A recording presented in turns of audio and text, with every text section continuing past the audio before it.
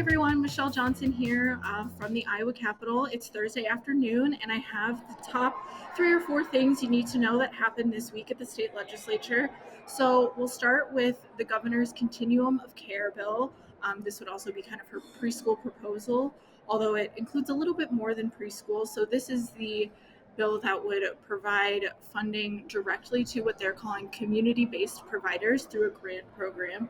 So this would work similar to how a community provider works now with the statewide voluntary preschool program that you might partner with as a school district, but the money will go directly to these providers rather than flowing through a school district, which is fine with us. It does increase access, probably allows more students to attend a preschool program.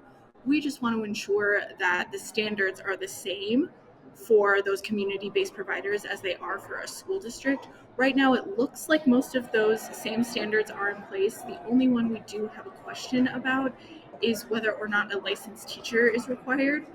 Director Mackenzie Snow, the director of the Department of Education, did indicate that that was their intention, so we just want to make sure that's clear in the legislation.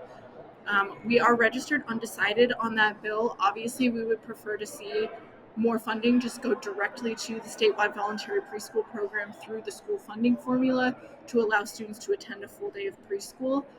That bill did come out of subcommittee and both the House and the Senate side.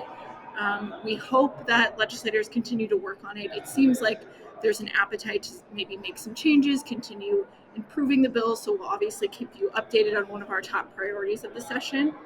Another governor's bill relates to some teacher salary supplement fixes. Last year, when they established the new minimum salaries, there was a somewhat confusing tiered process of how to allocate money to ensure those minimums were reached. This bill is actually really good. It eliminates those tiers and just provides the correct amount of TSS to districts in order to meet those newly established minimum salaries. It also allows school districts to make fixes to your beds data. So before, the years of service entered into the beds data wasn't exactly super important. Now, of course, we know it is very important because it relates to how much TSS you'll receive to meet those minimums, specifically for veteran teachers. So this bill allows school districts to go back and make those fixes. The bill also reinstates Teach Iowa, which is that website where school districts can post job openings. We know there was a lot of issues with switching to that Iowa Works website for job posting, so this will bring back Teach Iowa for all those education-related job postings. And then also in this bill, it clarifies that if you are lucky enough to get a retired teacher to come back into your district to teach, you would only be required to pay them a $50,000 salary instead of that veteran salary. This is also helpful because those teachers will probably want to continue drawing IPERs while they're also receiving a salary, and $50,000 is the limit. So that's a really good bill from the governor's office, and we're excited to see it moving.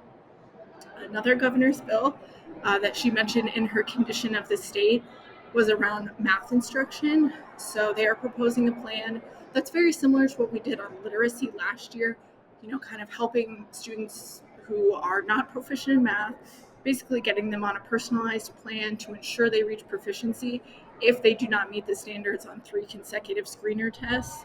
So we like that legislation. Of course, there's only so many hours a day and so much time that teachers have, so we want to be very careful about what we keep adding on to teachers, but we do think it's a good idea to improve math proficiency. Also included in that same bill is the requirement that students will have to take part of the citizenship test as a condition of graduation. In the governor's proposal, it at least just requires districts to use questions from the test, not use the test in its entirety. There's a lot of bills flying around requiring the citizenship test, so it's kind of yet to be determined on which proposal they'll end at, but there is that included in the governor's bill as well. We still do not have a resolution on supplemental state aid. The Senate has passed 2%. Then the House passed their proposal of 2.25%, which it also includes some other extra goodies, the $22.6 million in one-time funding, some transportation equity, $10 toward the district cost per pupil equity, and then it increases the operational sharing cap from 21 to 25 pupils. So a lot of good stuff in that House proposal. They have sent it back over to the Senate, who has yet to take action on it. So we're not sure what the final agreement will be or where the final numbers will come out, we're really hoping that they'll at least come up to the 2.25% and then maybe keep some of those other extra goodies as well. And then I'll just let you know that funnel week is 2 weeks from this week, so March 7th will be the funnel deadline. That's when a lot of the bills, they either have to have passed out of a committee or they die. Of course, appropriations and ways and means bills are not subject to this deadline.